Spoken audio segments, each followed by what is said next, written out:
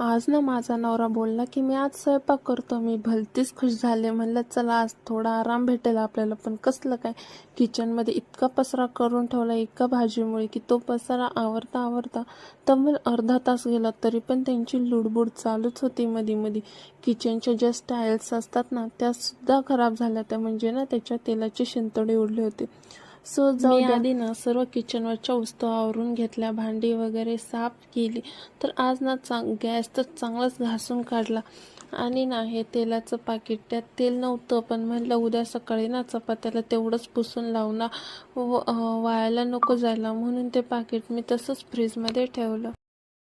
जे होईल ते होईल, पण ठरवलं की नंतर ना किचनमध्ये त्यांना एंट्री द्यायची नाही. बापरे, आवरता आवरता ना नाके नऊ येतात. एक तर आधीच दिवसभर काही कमी कामं नसतात. क्लिनिंग नंतर पाहू शकता माझं किचन तुम्ही. बाय.